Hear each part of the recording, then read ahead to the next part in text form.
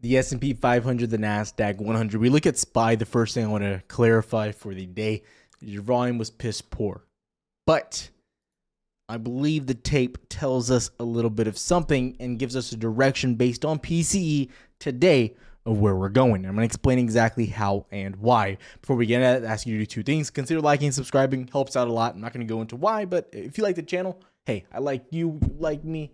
Come on, I'm here Monday through Friday, right? Discord link down below if you are interested. But again, no pressure, because again, we have all the free content for you like I'm going to tell you right now. Now, there's a lot we liked on the day.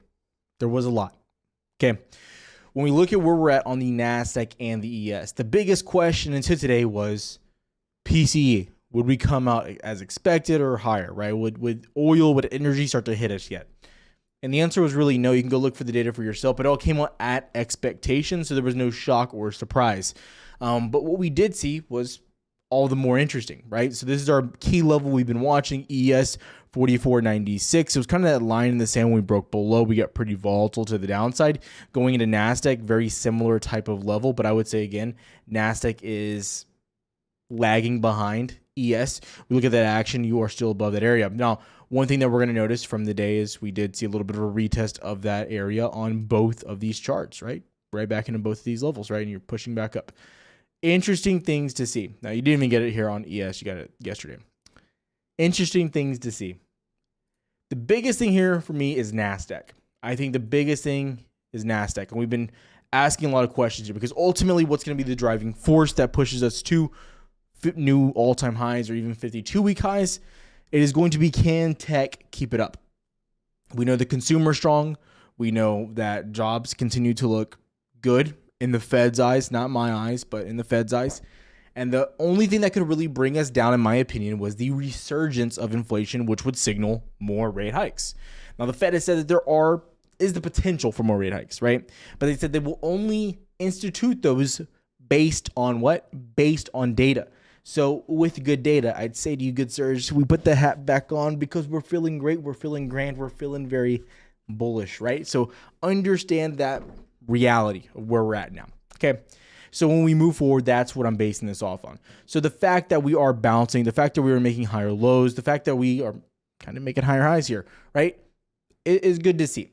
Now we go into the next step of ultimately what we're looking at on the day, AVGO and semiconductors. Right? AVGO just had earnings in the after hours. We look at the chart. You see they're at 923 at close. After hours, after earnings, 891. AVGO, pretty big mover now in the Nasdaq, one of the top five, one of the big boy holdings in the Nasdaq, about top five. It's up there, right? Big boy name. Okay. NVIDIA, though, this was the big name on watch today. Can we break, these all-time highs again?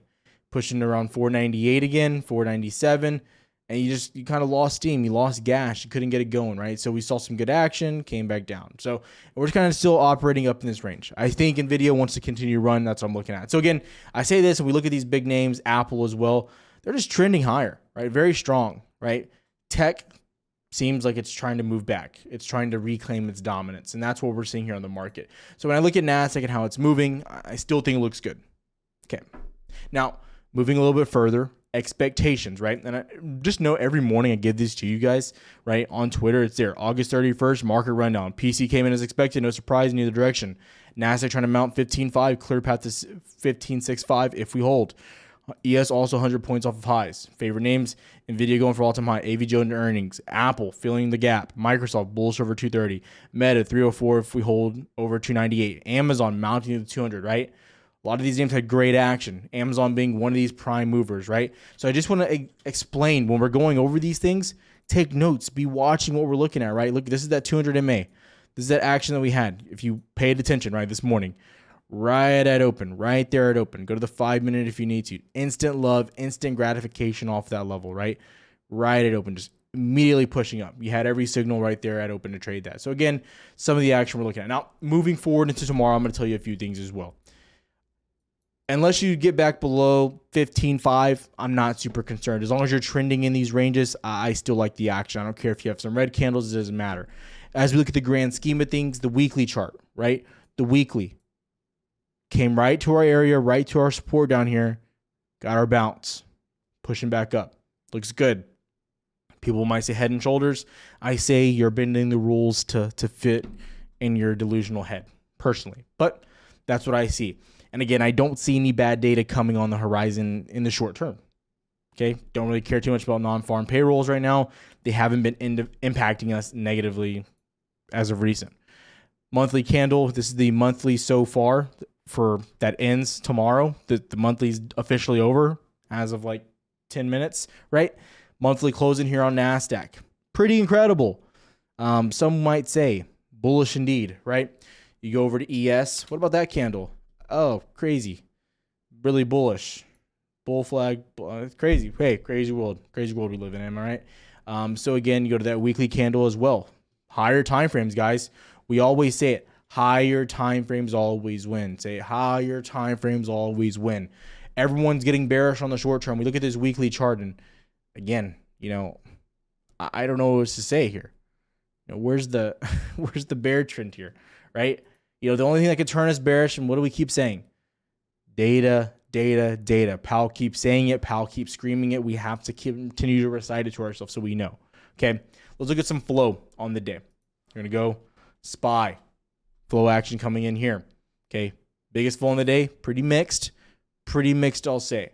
Okay, one of the few days we haven't seen some of that bearish action, right? Right off of PCE. QQQ, pretty mixed, okay? But where it gets interesting is as we look at equities.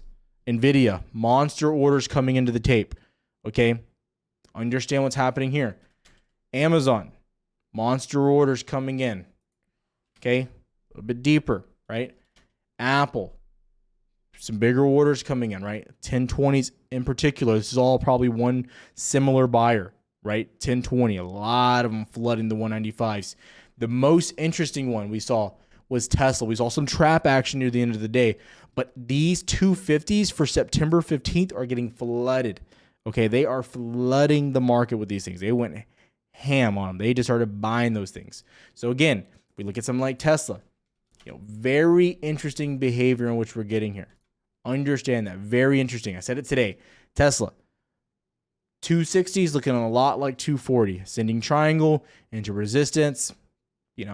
Get some breakout volume. We get the Nasdaq ES behind us as well. Green horizons. Green horizons. That's what we're looking for, right? Green horizons in the market. Okay. That's the viewpoint there. I'm going to break down a little bit of my opinion, how I'm going to be attacking this and going over my strategy in particular. Let's get to it. Now, I know what you're thinking, Tyler. Why are we down here? Why are we in the basement, right? Why aren't we at the triple decker, right? We're getting that action we wanted. We're getting those bull buyers stepping in. We're getting the potential breakout on Tesla. I say this, job's not finished. We have not got the next move yet. We have not got the breakout that we're looking for. A few things to watch out for into tomorrow. Okay, 3-day weekend coming up. Monday, Labor Day, right? Finally, a day for me. A day I get to tell Allie, hey, beat it. I put in all this work. I need a day for Tyler. Tyler Day, right? So understand this. I expect low and slow volume coming into tomorrow. Don't expect fireworks. People are on vacation. Don't expect it. Okay, that's number one. Number two, short weekend. So hold anything over the weekend. Be careful. Be careful.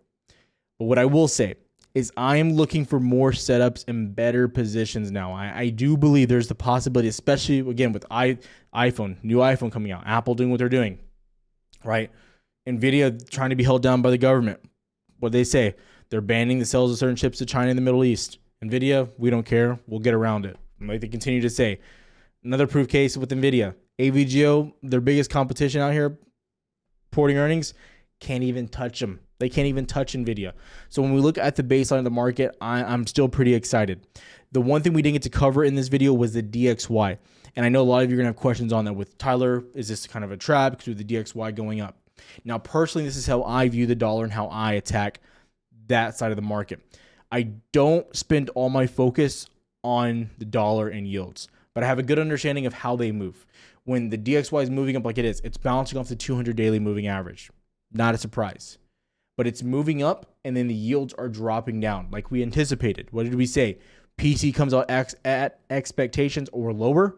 We expect yields to slowly decline. Why? Because they most likely start to pause or price in a pause on rate hikes. We'll start to see that over the next few days and weeks. But we're seeing it happen on the futures, specifically the yields. Just saying, okay? Now, With the dollar, it's more than just one day. The dollar takes time to move, right? It's just like when we talk about oil prices. Just because oil goes up does not mean energy is instantly costing more the next day. So there's a little bit of time that goes into these, okay? So stop panicking and make sure when we're looking at the picture, we're not looking at it from a viewpoint that fits our thesis, that fits what we want it to perform like. We view it from a non-biased point of view, a point of view of how can I make money off this, but ultimately too, how can I not lose money based on the action that's being given to me? Because again, it's being given to you. You're not taking from it. You need to understand that very clearly. Stop trying to force trades that aren't there and just look at the market for what it is. It's the best advice I could ever give you, right? Not financial advice, just brotherly love advice. Because the Jefe loves his people.